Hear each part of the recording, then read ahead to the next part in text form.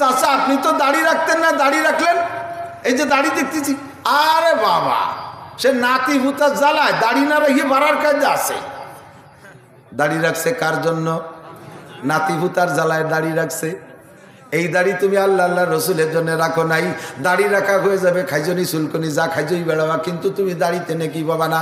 এই দাড়ি আল্লাহ আল্লাহ রসুলের জন্য রাখো নাই, নাতি ভূতার জন্য রাখছো। আপনি তো আগে নামাজ পড়তেন না, এখন তো দেখি মসজিদে নিয়মিত আসেন। বাড়ি বিটিকে জ্বালায় ধার কায় জানাই, মসজিদে উনি আল্লাহর রাস্তায় আসে না, আইসে কাকে জ্বালায়?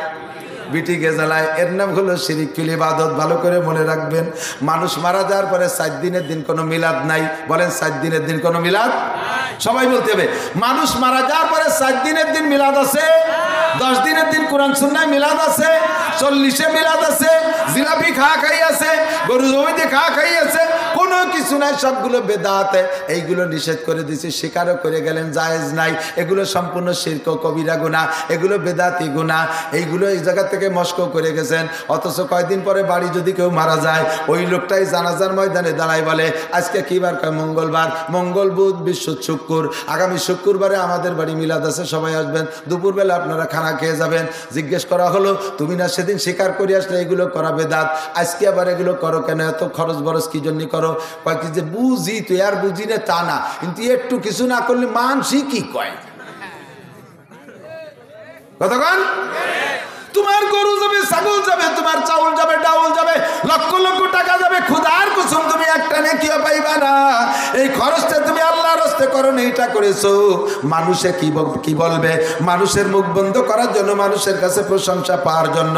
যদি আব্বা মা বাবার হুম মুর্দা গানদের জন্য কিছু করতে হয়, ঘোষণা দেওয়ার দরকার নাই, গোপনে যাইয়া এই মাদ্রাসায়, সন্ন্যাসগাছি মাদ্রাসায় একটা গরু দিয়ে আসো। আল্লাহর মেহমানরা, কোরআনের পাখিরা বসে খাবে, ওরা জবাই করে খাইয়া রাতের বেলা কোরআন শরীফ পড়বে, তিলাওয়াত করবে, এইতে নাকি বেশি বাবা। কিন্তু দোস্ত ও জায়গা দিবা না, কারণ ও জায়গা দিলে তো কেউ দেখে না, ও জায়গা দিলে তো কেউ শোনে না, ও জায়গা দিলে প্রশংসা পাওয়া যায় না। যেখানে দিলে নাম ডাক হয়, ডাকডোল বাজায় প্রশংসা করে, সেই জায়গা দিবা। এর নাম হলো শিরিক ফিল ইবাদত। ওয়ালা ইউশরিক বিইবাদাতি রাব্বিহি আহাদা। তোমার জন্য, তোমার আব্বা মার জন্য দোয়া করলে দোয়া কবুল হবে না, কারণ তুমি ইবাদতের মধ্যে শিরিক করে ফেলাইছো।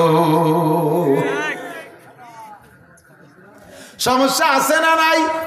যা বলছি এগুলো চলছে কি চলছে না? কাজেই শিরিক মুক্ত ইবাদত করবেন, ভালো করে মনে রাখবেন। আল্লাহু আকবার। 2 নম্বর হলো তুমি কুফরি গুনাহ করনেওয়ালা দোয়া কবুল হয় না।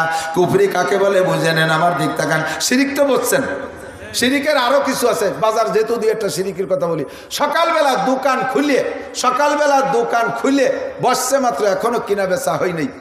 ফকির আইসে যদি হাক মারে, বাবা কিছু দেন, ফকিরের কাছে মাপ চাই, বাবা মাপ চাই, এখনো বনি করি নেই। আছে না? এইটা শিরকি গুনাহ। কিভাবে জানেন? কারণ উনি জানে যে সকালে দোকানে টাকা আসার আগে যদি দোকান থেকে বেরোয়, তাহলে দিন ভরে বেরোতে যাবে, আসবে না। এই একটা শিরকি আকীদা। ফকিরের কাছে মাপ চাইছে, লক্ষ লক্ষ কোটি কোটি টাকা দোকানে মাল ভরা, ক্যাশব্যাক সবার কয়েক লাখ টাকা, ওর ভিতরে 5টা টাকা দিলে বেচারা দোয়া করতে করতে চলে যায়। তা না কয় বাবা মাপ চাই।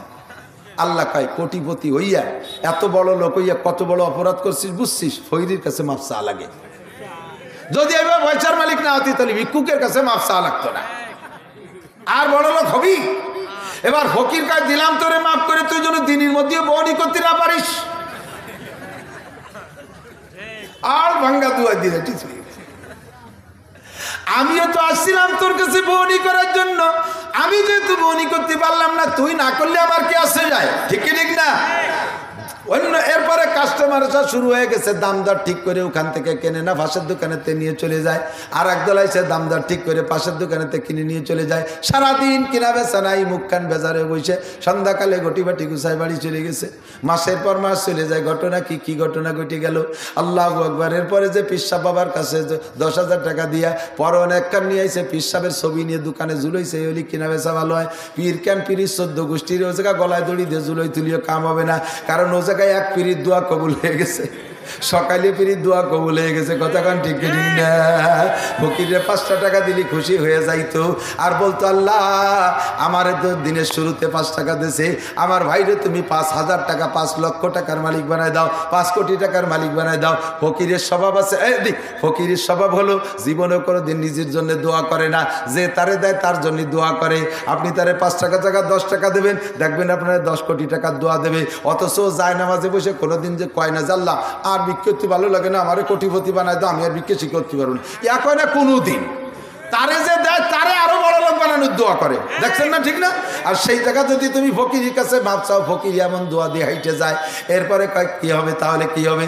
কয় ফকিরের কাছে মাপ চাও, ফকির যদি মাপ করে দেয় তাহলে বনি করতে পারবা, নইলে পারবা না। ফকিরের দোয়া আল্লাহ কবুল করে ফেলাইছে। একে চশমে জাতান গা ফেলে যা শাহনা বাসি, সায়া দেখে নে গা গুনা দা গাহনা বাসি।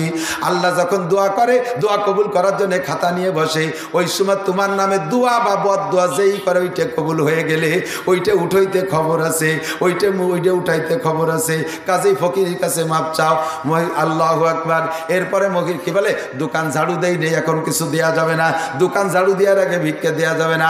মহিলারা যদি রাতের বেলা কি বেলা বিকেল বেলা হয়ে যায়, ফকিররা আর ভিক্ষে দেয় না। রাতের বেলা ঘর ঝাড়ু দিয়ে বের করে ফেলায় না, রাতের বেলা ঘর ঝাড়ু দিয়ে বাইরে বেলানো যায় না, কেন? লক্ষ্মী বেজার হয়। এদিক আছে নাকি প্রবাদ? লক্ষ্মী বেজার পাই না, লক্ষ্মী বেজার। লক্ষ্মী, লক্ষ্মী কি মুসলমানদের নাম? হিন্দুদের। হিন্দু লক্ষ্মী পূজা কারা করে? কারা করে? হিন্দুরা। মুসলমান রাতের বেলা ঘর ঝাড়ু দিয়ে বাইরে বেলাইলে লক্ষ্মী বেজার হয়। লক্ষ্মী হিন্দুদের পুষ্য, হিন্দুরা পূজা করে। লক্ষ্মীরে যদি বেজার করতে পারেন তাহলে আল্লাহ খুশি হয়। লক্ষ্মীরে বেজার করলে কে খুশি হয়? আল্লাহ খুশি হয়। কাজেই রাতের বেলা ঝাড়ু দিয়ে লক্ষ্মীর কপাল বক্তে মেরিয়ে দেবো, তাতে আল্লাহ খুশি হয়। রাতের বেলা ঘর থেকে আইটি পানি বাইরে ফেলাইলে লক্ষ্মী বেজার হয়। আল্লাহ কয় লক্ষ্মী বেজার হইলে আমি খুশি হই, কাজে আইটি পানি লক্ষ্মীর কপালে মেরিয়ে দিবি, তাহলে আমি আল্লাহ খুশি হই। কথা বলেন ঠিক কি ঠিক না? এই সমস্ত কথাগুলো শিরকি কথা। এতে আল্লাহ কয় শিরকি কাজে শিরক করলে কিন্তু ইবাদত নষ্ট হয়, ঈমানও নষ্ট হয়ে যায়। এই ব্যক্তির কোনো দোয়া আল্লাহর কাছে কবুল হয় না। বাড়ির পাশে যদি গাছে রাতের বেলা কুক পাখি ডাকে, কুক কুক করে পাখি ডাকে না, মহিলারা কি যেন রোগ ব্যাধি হইবে না। ওই কুক পাখি তো তার ডাক কি হলো, কুক কুক করে ডাকবে। তুমি তো নাকে তেল দিয়ে কম্বল মুড়ি দিয়ে ঘুমাইছো, কুক পাখিটা আল্লাহর জিকির করে, তো ওই আওয়াজে তার জিকির করে, ওইটাই তার জিকির। সদায়ে কুমরিয়া বাসাদ বকুকু, সদায়ে কুমরিয়া বাসাদ বকুকু, বগো সে মন্দরায়া দাল্লাহু, চমন মে চু চু কর কাতে হে বুলবুল, কে ফুলু মে আল্লাহ মিয়া তু হি তু হায় তু হি তু। ওই পাখিটা ডাকে আল্লাহ মিয়া তু হি তু হায় তু হি তু, তু হি তু হায় তু হি তু। আর তুমি মনে করো কুহু কুহু করে রোগ ডাইকে আনতেছে। আরে কয় কি যায় না, এরকম তো ডাকলি তো রোগ ব্যাধি হয়। কয় সেটা একটা কথা আছে, হাদিসে কুদসি আল্লাহ বলেন আনা ইনদা জন্নে আবদিবি, বান্দা আমার সম্পর্কে যেমন ধারণা করবে আমি বান্দার সাথে সেরকম আচরণ করি। তুই যদি মনে করি যে কুক পাখি ডাকলি তোর মায়ের আগা হবে, তাহলে হবেই হবে। আর যদি মনে করি যে সে তার ডাক ডাকি যাচ্ছে তাতে আমার কি, তাহলে কিচ্ছু হবে না। কতক্ষণ করোনা, করোনা গেছে না, করোনারে যারা সোয়াইছে মনে করছে তারাই ধরা খাইছে, আর করোনারে যারা কিচ্ছু মনে করে না তাদের কিচ্ছু হয়নি। ঠিক না? আমার এক পুলিশ আছে, এবার আমি 35টা করোনার রোগীরে একের পিপি টিপি ছাড়া, হ্যান্ড গ্লোভ ছাড়া, মুখে মাস্কও ব্যবহার করি নেই। তার গার্জিয়ানরা, রুগীর মাইয়াতের গার্জিয়ানরা তার কাছেও আসে না। আমি নিজে হাতে গোসল করাইয়া, 2জন তো পাই না, কবরে নামাতি তো 2জন লাগে, তাও পাই না। দড়ি দিয়ে 2জনে দড়িতে টানি ধরছে, আমি একা কবরে নেমে তাই কোনো মতে ঠেলি ঠুলি নামাইছি।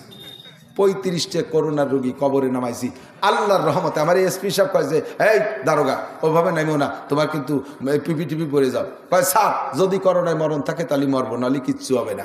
এই 35টা রুগীরে আমি নামাইছি মাইয়েতকে আল্লাহর রহমতে। করোনা নাম যতদিন বাংলাদেশে ছিল অতদিন আমার হাসি কাশি হয়নি।